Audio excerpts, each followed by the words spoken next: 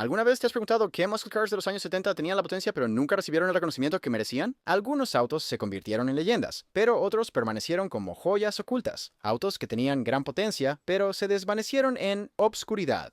En este video, estamos mirando los muscle cars más discretos de los años 70, aquellos que podían enfrentarse a cualquiera pero nunca estuvieron en el centro de atención. Al final de este video, descubrirás algunos de los muscle cars más subestimados de la época, coches que podrían haber sido íconos pero nunca recibieron la atención que merecían. Quédate hasta el final para ver si uno de tus favoritos está en la lista. 1977 Ford LTD Ju Sport. ¿Qué pasaría si te dijéramos que uno de los autos más discretos de los años 70 tenía un corazón de muscle car?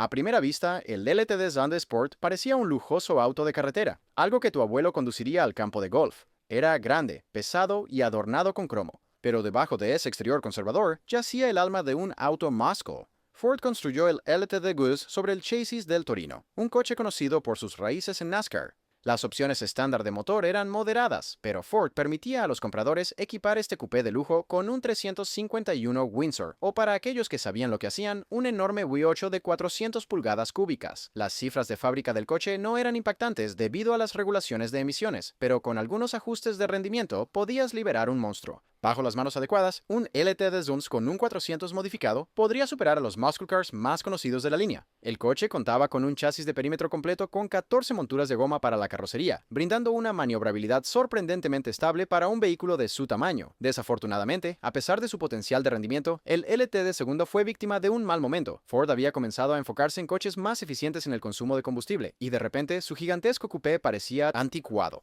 Y con la escena de los muscle cars en declive en ese momento, el LTD Zoe se desvaneció en la oscuridad antes de tener la oportunidad de demostrar su valía. 1979 Chrysler 300. ¿Podría la gama centrada en el lujo de Chrysler incluir en realidad un muscle car olvidado?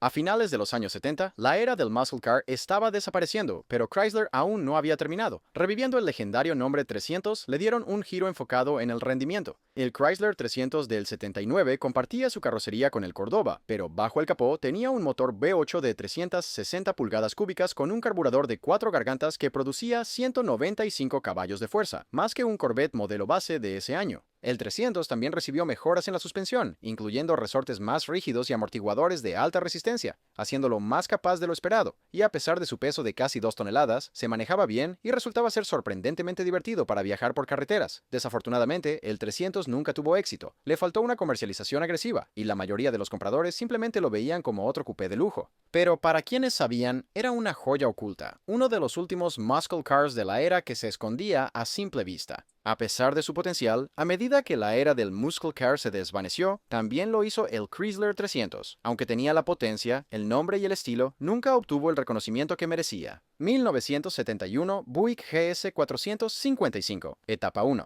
¿Podría realmente un Buick ser uno de los coches de músculo más rápidos de su tiempo? Incluso hoy en día, Buick tiene una reputación por el lujo, pero el 1971 GS 455, etapa 1 era cualquier cosa menos suave y cómodo. Bajo el capó, albergaba un motor i8 de 455 pulgadas cúbicas, oficialmente calificado en 345 caballos de fuerza, pero los números reales eran mucho más altos. Con 510 libras-pie de torque, tenía más torsión que un Hemi, lanzando a este pesado por el cuarto de milla en poco más de 13 segundos. El GS no se trataba solo de potencia. Tenía una suspensión bien equilibrada que le daba estabilidad, haciéndolo sorprendentemente refinado. Intérprete. Desafortunadamente, esto no fue suficiente para obtener el reconocimiento que merecía. La gente simplemente no veía a Buick como una marca de coches deportivos, y le faltaba el impulso de marketing del Chevelle SS o GTO. Para quienes lo sabían, el GS 455 Stage 1 era el máximo disfrazado, lujo por fuera, pura potencia por dentro. Al final, la imagen pública de Buick como una marca de lujo hizo que el coche pasara desapercibido. Tenía toda la potencia de un coche musculoso, pero ninguna de la reputación. 1976 Plymouth Volare Roadrunner 360. ¿Y si un simple coche de uso diario llevara secretamente el ADN de un coche de músculo? Para 1976, la era de los coches de músculo estaba en soporte vital, pero Plymouth no estaba listo para rendirse todavía. El nombre Roadrunner, que una vez fue símbolo de velocidad pura, se había reducido a un paquete opcional para el Volare, un coche que la mayoría de la gente veía como un económico coupé.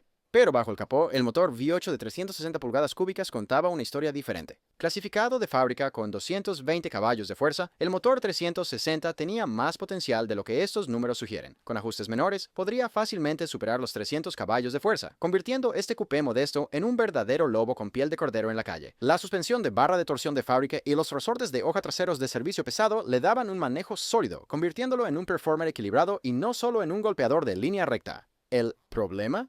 No parecía el indicado. Sin franjas audaces, tomas de aire en el capó o insignias agresivas, se mezclaba demasiado bien. Chrysler no lo promocionó como un verdadero muscle car, por lo que pasó desapercibido, pero para aquellos que sabían, el Volare Roadrunner era un automóvil potente oculto, un muscle car disfrazado como un coche diario. Aunque su falta de estilo llamativo y marketing agresivo lo afectaron, este era un muscle car oculto a plena vista. Mercury Cyclone Spoiler de 1970. ¿Realmente fabricó el primo elegante de Ford un coche de músculo que pudiera competir con los mejores? El Mercury Cyclone Spoiler de 1970 fue construido para la velocidad, pero nunca recibió el reconocimiento que merecía. Compartiendo ADN con el Torino Cobra, tenía la apariencia de un refinado muscle car, pero ocultaba una gran potencia bajo el capó. El motor base era un potente V8 de 429 pulgadas cúbicas con Ram Air, generando 370 caballos de fuerza. Pero para aquellos que querían verdadera dominación, Mercury ofrecía la variante Super Cobra Jet, 375 caballos de fuerza, elevadores sólidos y un árbol de levas agresivo que lo convertía en un monstruo callejero, equipado con una transmisión manual de 4 velocidades y un paquete opcional de arrastre que incluía un diferencial trasero Detroit Locker de 4.30 a 1. El Cyclone Spoiler estaba construido para arrancar con fuerza y competir contra cualquier cosa en la carretera. El diseño aerodinámico y la toma de aire en el capó le daban ventaja en carreras de alta velocidad, convirtiéndolo en un verdadero coche discreto en la línea de Mercury. Aunque era un competidor comprobado, el spoiler a menudo quedaba eclipsado por el Mustang y el Torino. Mercury simplemente no era vista como una marca de rendimiento, y los compradores que buscaban velocidad a menudo miraban en otros lugares. Pero entre los entendidos, este fue uno de los secretos mejor guardados de la era de los muscle cars, un verdadero gigante que nunca recibió el reconocimiento que merecía. 1972 Ford Maverick Grabber.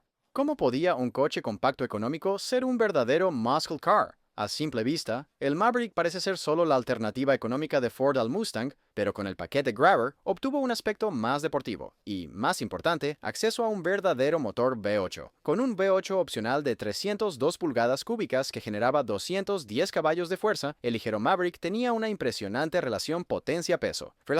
Acoplado a una transmisión manual de 4 velocidades, podía recorrer el cuarto de milla en 14 segundos y medio, manteniendo el ritmo con automóviles musculosos más grandes. Y gracias a su estructura más pequeña, también tenía generalmente mejor manejo que la mayoría de los V8 tradicionales. Desafortunadamente, el Maverick Grabber nunca despegó. Le faltó el marketing agresivo del Mustang, y su diseño de apariencia tranquila no transmitía rendimiento a compradores. Pero aquellos que conocían sus secretos lo reconocieron como un verdadero lobo con piel de cordero, un coche compacto con un músculo serio escondido bajo el capó. 1974 Chevrolet Nova SS 350.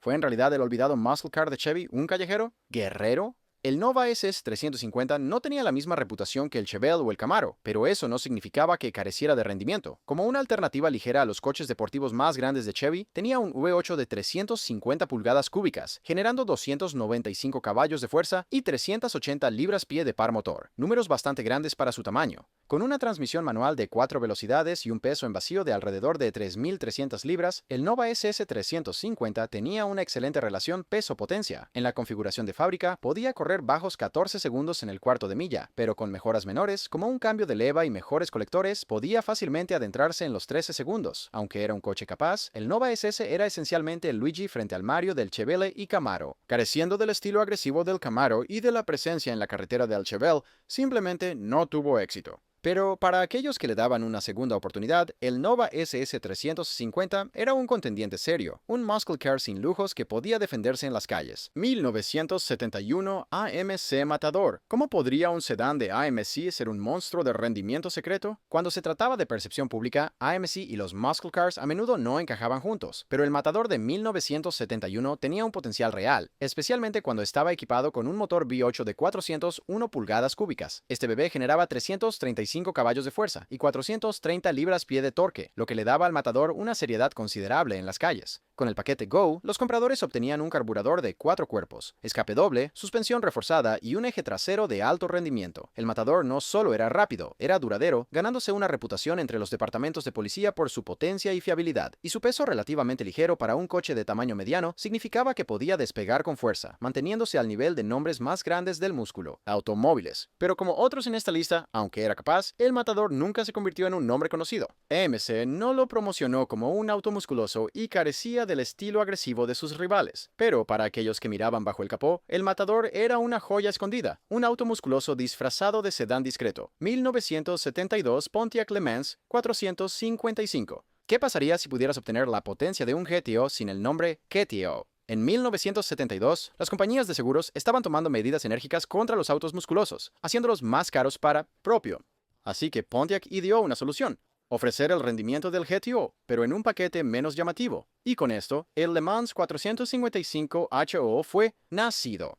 Bajo el capó había un motor V8 HO de 455 pulgadas cúbicas, generando 300 caballos de fuerza y 415 libras-pie de torque, casi igualando al legendario GTO. El Le Mans también ofrecía el frente T41 Endura, haciéndolo lucir casi idéntico al GTO sin el alto costo de seguro. Costos. Y con la caja manual Muncie M22 de 4 velocidades o el automático Turbo 400, este coche tenía un potencial serio en la calle. Pero el intento de ofrecer potencia sin el aspecto muscular no salió como se esperaba. La falta de un marketing agresivo, así como la ausencia de un estilo muscular tradicional, significaba que a menudo se veía solo como otro Pontiac Coupé, pero esos pocos espíritus brillantes que lo sabían aprovecharon, obteniendo el rendimiento de un GTO en un paquete de bajo perfil que tenía fuerza sin el costo del seguro. Como puedes ver, cada uno de estos coches tuvo el poder, rendimiento y potencial para ser leyendas, pero si fueron víctimas de los tiempos cambiantes o eclipsados por modelos más populares, simplemente no lograron destacarse. Pero sí demostraron que los años 1970 no se trataban solo de los grandes nombres. A veces los verdaderos monstruos eran los que nunca viste venir.